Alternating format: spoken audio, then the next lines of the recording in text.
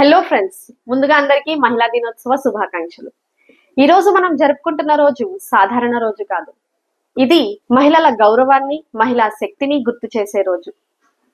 నారీ శక్తి బలహీనత కాదు. కానీ ఒక ప్రశ్న, ప్రస్తుతం మోడర్న్ కల్చర్ అనే పేరుతో చాలా డెఫినేషన్స్ మారిపోయాయి. అయితే ఆధునికత పేరుతో మనం మన రియల్ స్ట్రెంగ్త్ ని మర్చిపోతున్నామా? మహిళా దినోత్సవం రోజు నిజంగా మహిళల గౌరవాన్ని, మహిళల విలువల్ని గుర్తు చేసుకుంటున్నామా? లేక సోషల్ మీడియాలో పోస్టులు, ఫోటోలు, శుభాకాంక్షలతో ముగిస్తుందా? Let's talk honestly in this video. మన సమాజంలో మహిళ గురించి చాలా గొప్పగా మాట్లాడతాం. మహిళ అంటే దేవత అంటాం, గృహలక్ష్మి అంటాం.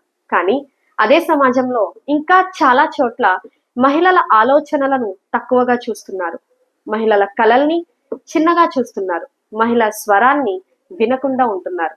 ఇది చాలా పెద్ద విరోధం. మాటల్లో గౌరవం, కానీ నిజ జీవితంలో ఇంకా పోరాటం. అందుకే మహిళా దినోత్సవ అవసరం వచ్చింది ప్రపంచానికి గుర్తు చేయడానికి. మహిళల పట్ల గౌరవం కేవలం మాటల్లో కాదు, నిజ జీవితంలో ఉండాలి. ఒకసారి ఆలోచించండి, ఒక జీవాన్ని 9 నెలలు గర్భంలో మోసి కని పెంచేది ఎవరు? మహిళ. కుటుంబాన్ని ప్రేమతో కట్టి ముందుకు నడిపించేది మహిళ.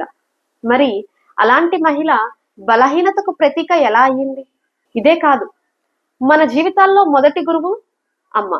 ఒక మహిళ కూతురిగా ప్రేమను ఇస్తుంది, సోదరిగా అండగా నిలుస్తుంది, గురువుగా జ్ఞానం పంచుతుంది, భార్యగా బాధ్యత తీసుకుంటుంది, తల్లిగా జీవితాన్ని అర్పిస్తుంది, నాయకురాలుగా సమాజాన్ని నిర్మించే శక్తి కలిగి ఉంటుంది. ఇలాంటి మరెన్నో అద్భుతమైన గుణాలు ప్రతి మహిళలో ఉన్నాయి.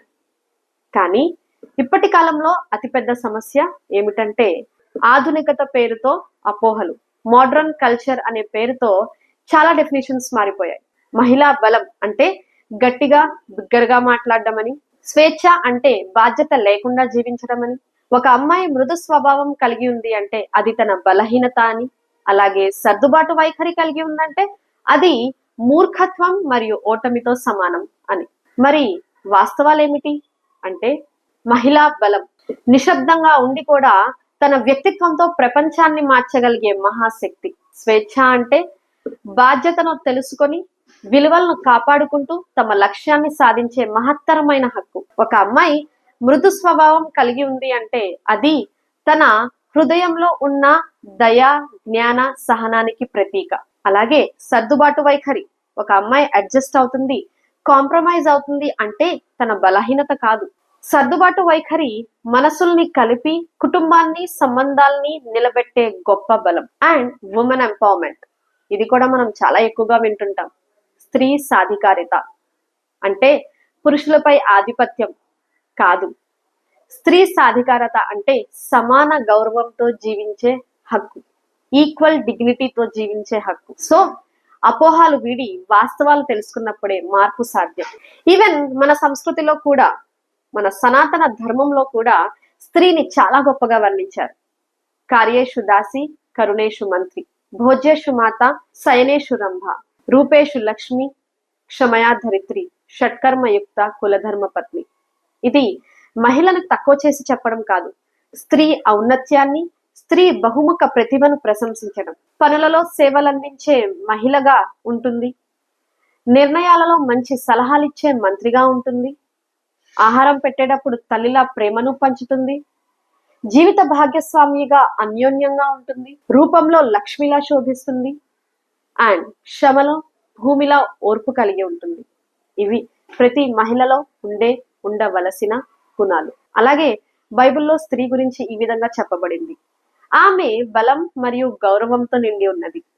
ఇంకా ఖురాన్లో 4వ అధ్యాయంలో మీరందరూ ఒకే ప్రాణి నుండి సృష్టించబడ్డారు అని తెలుపబడింది. అలాగే తల్లి పాదాల కింద స్వర్గం ఉంది అని మహిళకి మహోన్నతమైన స్థానాన్ని ప్రసాదించాడు ఆ భగవంతుడు.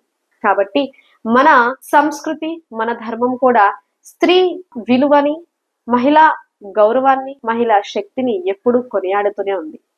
This is our real identity, this is our real strength. కాబట్టి మనమందరం మన రియల్ ఐడెంటిటీని తెలుసుకొని జీవించాలి. అప్పుడే అందరూ స్త్రీని గౌరవిస్తారు. దీనికి చరిత్రయే సాక్షి. వేదిక్ పీరియడ్ నుంచి చూసుకుంటే సీతాదేవి, మేరీ, హజరత్ ఖతీజా, హజరత్ ఆయిషా, రాణి లక్ష్మీబాయి, సావిత్రిబాయి ఫులే, సరోజిని నాయుడు అండ్ ఇందిరా గాంధీ, ఇంకా మరెందరో. వీళ్ళందరూ ఆదర్శ స్త్రీమూర్తులు అయ్యారంటే కారణం వాళ్ళు వాళ్ళ రియల్ ఐడెంటిటీని గుర్తించారు, జీవించారు, ఆదర్శంగా నిలిచారు. ఇది నారీ శక్తి అంటే. కాబట్టి మనం బలహీనులం కాదు, మనం లేకపోతే ప్రపంచమే పూర్తి కాదు. నారీ శక్తి ఒక ఇంటిని తీర్చిదిద్దే శక్తి, పిల్లల్ని ఉన్నత వ్యక్తిత్వాలుగా మలిచే శక్తి, ఒక సమాజాన్ని మార్చగలిగే శక్తి. కాబట్టి మీరు కూడా ఈ విషయాన్ని అంగీకరిస్తే కింద కామెంట్స్ లో తప్పక తెలియచేయండి. Let me know. అండ్ ఈ వీడియో మీ లైఫ్ లో మిమ్మల్ని ఇన్స్పైర్ చేసిన ప్రతి ఉమెన్ కి, mother, sister, daughter, wife or friend, అందరికీ షేర్ చేయండి. ఎందుకంటే ప్రతి మహిళ తప్పక తెలుసుకోవలసిన సత్యం ఇది. ప్రతి మహిళకి మేల్కొల్పు ఇది. ఫైనల్లీ ఈ మహిళా దినోత్సవ సందర్భంగా మనమందరం మన రియల్ ఐడెంటిటీని, రియల్ స్ట్రెంగ్త్ ని తెలుసుకొని జీవిద్దాం. Once again happy women's day to all the amazing and wonderful women out there. చివరిగా ఒక్క మాట, నారీ శక్తి బలహీనత కాదు, ప్రపంచాన్ని మార్చగలిగే మహాశక్తి. That's it for today. This is Hanifa's Morals. Let us build a society of morals. Jai Hind and thank you.